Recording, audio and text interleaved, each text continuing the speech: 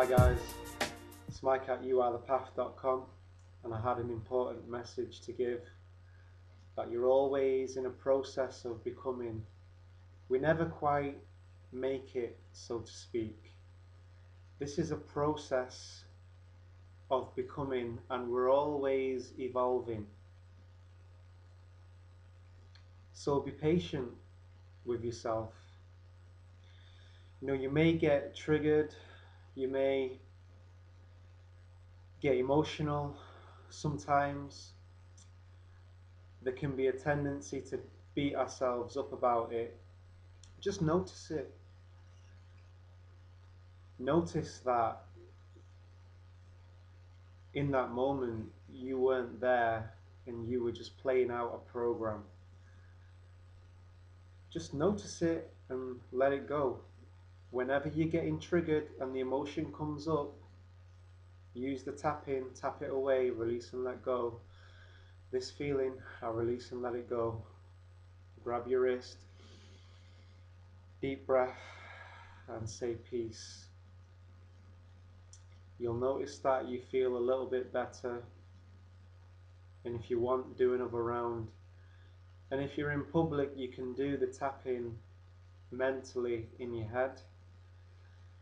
Eventually your subconscious will learn, it will know what you're trying to do, it will know that you're releasing and you're letting go. So yeah, be patient with yourself. You're always evolving. When you're getting triggered or your behavior isn't what you want it to be, ask yourself, what is the limiting belief behind this? What is the assumption I am making about this person or this situation? And just see what comes up, because usually when you're just going throughout your day and then you feel like a low feeling about something, it's due to a limiting belief that you have about it. And when you can discover what the limiting belief is, it's like shining light on a shadow. And what happens to a shadow when you shine light on it? That's right, it disappears. It becomes an untruth. And you see it for what it is. They're phantoms. They're our creations. And that's where the power is. Power is, that's powerful to know that it is us that is holding it in place. And when we become aware of what the assumption is or the limiting belief, we can change our perspective and take ourselves out of the box that we imprison ourselves in. And we imprison ourselves in routine and habitual behaviors, thought patterns.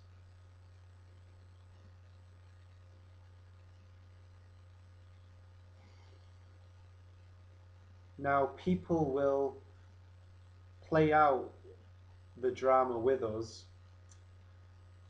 There may be people that trigger us into these emotional responses, into these limited feelings. And don't forget as well that these people deserve the space to learn about themselves, because don't forget that they also are in a process of becoming. It's no good people saying, oh, that so-and-so is a bitch, or he's a real bastard, that guy, full stop. There's never a full stop after that. Okay, their behavior may be that of a tyrant or a bully, but they are also in a process of becoming, that's where they are in their journey, and they are also evolving. They're also a divine being. They're playing out the drama, and they are on a journey to rediscover what they are, which is love. You know, love is the only reality. Only here on this plane of reality we have duality, which is we have good and evil, darkness and light. This is the only plane of reality where there is darkness. And in this realm we can discover that we are light. Because when you're the candle surrounded by light, you don't know that you're light. It's not until you take the candle into the darkness that you can discover what you are. Because in the absence of that which you are not, what you are. I can't explain that one. You know, it's through having dualities that you can experience what you are. Hot wouldn't be hot in the absence of cold. So the ego loves to project its fears and insecurities onto the other person and blame the other person, but that doesn't help. It's just going to keep you in the loop. And you might be aware that that's what your ego is doing, but just watch it. It's like a wheel. You know, from being little children, we've developed our own ego, and that's created a lot of momentum. Imagine it being like a wheel that's spinning really fast. You know, just keep watching it. Keep watching your ego. Your ego will want to blame the other person, but just keep watching it. Eventually it will slow down, and then you'll just have peace. Meditation practices, yoga, tai chi, qigong things. I mean, I find that they do help. Yoga helps, like what I've been calling, you know, your physiology. Yoga helps your physiology, helps you to open up your body. Look, see what I just did there automatically. I went like that, and my body takes a deep breath. And I've programmed my body that way. I've programmed my body to take a deep breath. My body knows how to perform diaphragmatic breathing. When I breathe in, my stomach automatically expands, and that's through the years of Qigong practice that I've done. You know, it becomes second nature to you. And if you're being triggered and you're having these emotional responses, your breathing will help, your yoga will help to keep you centered.